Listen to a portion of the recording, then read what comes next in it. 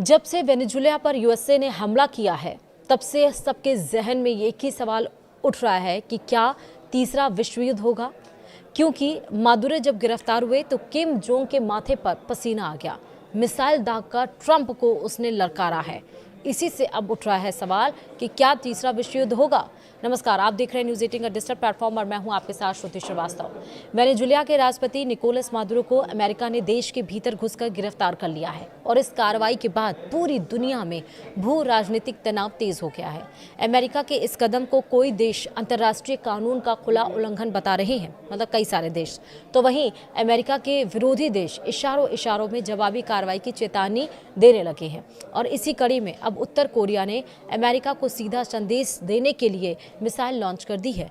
यह इशारा है कि उत्तर कोरिया कितना ताकतवर है और अगर अमेरिका उसकी तरफ बढ़ा तो वह चुप नहीं बैठेगा। वहीं दक्षिण कोरिया की सेना के मुताबिक उत्तर कोरिया ने रविवार सुबह यानी कि 4 जनवरी सुबह कई बैलिस्टिक मिसाइलें समुद्र की दिशा में दागी। ये मिसाइलें राजधानी योंगयांग के आसपास के इलाकों से दागी गई और पूर्वी समुद्री क्षेत्र की ओर गई। हालांकि मिसाइलों की रेंज और सटीक क्षमता को लेकर फिलहाल कोई विस्तृत जानकारी साझा नहीं की गई है। जापान भी इस लॉन्च से अलर्ट हो गया है और देश में इमरजेंसी अलर्ट भेजे गए हैं। वहीं दक्षिण कोरिया के जॉइंट चीफ्स ऑफ स्टाफ ने बताया कि लॉन्च के बाद निगरानी बढ़ा दी गई है और अमेरिका और जापान के साथ लगातार सूचनाएं साझा की जा रही हैं। वहीं जापान के रक्षा मंत्रालय ने भी मिसाइल लॉन्च की पुष्टि की है, हालांकि किसी नुकसान की खबर नहीं है।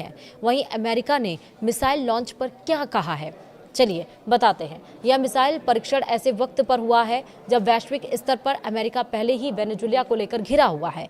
अमेरिकी राष्ट्रपति डोनाल्ड ट्रंप ने दावा किया है कि अमेरिकी बलों ने बड़े पैमाने पर सैन्य कार्रवाई के बाद मादुरो को हिरासत में लिया है और इसके बाद से रूस, चीन और ईरान जैसे देश अमेरिका की मंशा पर सवाल उठा रहे हैं। विशेषज्ञ मान रहे हैं कि उत्तर कोरिया का यह कदम केवल एक हथियार परीक्षण नहीं बल्कि अमेरिका के लिए एक रणनीतिक चेतावनी है, खासकर इसलिए क्योंकि यह लॉन्च ऐसे समय में हुआ है जब दक्षिण कोरिया के राष्ट्रपति चीन दौरे पर जाने वाले हैं और कोरियाई प्रायद्वीप पर कूटनीतिक गतिविधियां तेज है। वहीं अमेरिका की इंडो पैसिफिक कमांड ने बयान जारी कर कहा है कि इसे उत्तर कोरिया के मिसाइल लॉन्च की जानकारी है और फिलहाल इससे अमेरिका या उसके सहयोगियों को कोई तत्कालिक खतरा नहीं है। साथ ही अमेरिका ने दोहराया कि वह अपने सहयोगी देशों की सुरक्षा के लिए पूरी तरह प्रतिबद्ध है।